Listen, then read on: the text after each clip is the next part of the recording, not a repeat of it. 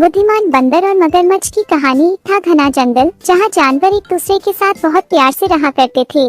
उस जंगल के बीच एक बहुत सुंदर और बड़ा तालाब था। उस तालाब में एक मगरमच्छ रहता था। तालाब के चारों ओर बहुत सारे फलों के पेड़ लगे हुए थे। उनमें से एक पेड़ पर बंदर रहता था।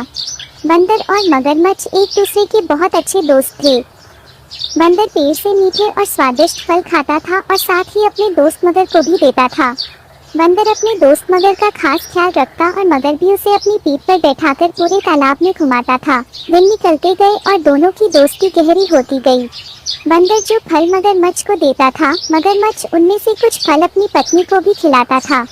दोनों फलों को बड़े ही चाव से खाते थे। बहुत दिनों के बाद एक बार मगर की पत्नी ने कहा कि बंदर तो हमेशा ही स्वादिष्ट फल खाता रहता है, जरा सोचो उसका कलेजा कितना स्वादिष्ट होगा। वह मगर से जिद करने लगी कि उसे बंदर का कलेजा खाना है। मगर ने उसे समझाने की कोशिश की, लेकिन उसने नहीं माना और वो मगर से रूठ गई। अब मगर को न चाहते हुए भी हाँ बोलना पड़ा। उसने कहा कि वो दूसरे दिन बंदर को अपनी गुफा में लेकर आ जाएगा, तब उसका कलेजा निकाल कर खा लेना। इसके बाद मगर की पत्नी मान गई। हर दिन की तरह स्वादिष्ट फलों के साथ बंदर मगर का इंतजार करने लगा। कुछ ही देर में मगर भी आ गया और दोनों ने मिलकर फल खाए।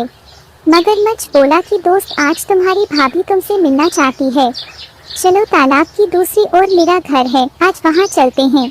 बंदर झट से मान गया और उछलकर मगर की पीठ पर बैठ गया। मगर उसे लेकर अपनी गुफा की ओर बढ़ने लगा। जैसे ही दोनों तालाब के बीच पहुँचे, मगर ने कहा कि मित्र, आज तुम्हारी भाभी की इच्छा है कि वो तुम्हारा कलेजा खाए। ऐसा कहकर उसने पूरी बात बताई। बात सुनकर बंदर कुछ सोचने लगा और बोला, मित्र, तुमने मुझे यह पहले क्यों नहीं बताया? मगर ने पूछा, क्यों मित्र, क्या हाल गया? बंदर बोला कि मैं अपना कलेजा तो पेड़ पर ही छोड़ा हूँ, तुम मुझे वापस ले चलो तो मैं अपना कलेजा साथ में ले आऊँगा। मगर बंदर की बातों में आ गया और वापस किनारे पर आ गया। वो दोनों जैसे ही किनारे पर पहुँचे, बंदर झट से पेड़ पर चढ़ गया और बोला कि मूर्ख, तुझे पता नहीं कि कलेजा हमारे अंदर ही होता है। मैं हमेशा ही तुम्हारा भला सोचता रहा और तुम मुझे ही खाने चले थे। कैसी मित्रता है यह तुम्हारी, चले जाओ यहाँ से। मगर अपनी करने पर बहुत शर्मिंदा हुआ और उसने बंदर से माफी मांगी, लेकिन अब बंदर उसकी बातों में नहीं आने वाला था। कहानी से सीख। इस कहानी से हमें यह सीख मिलती है कि संकट के समय हमें घबराना नहीं चाहिए। मुसीबत के समय अपनी बुद्धि का उपयोग कर उसे दूर करने का उपाय सोचना चाहिए।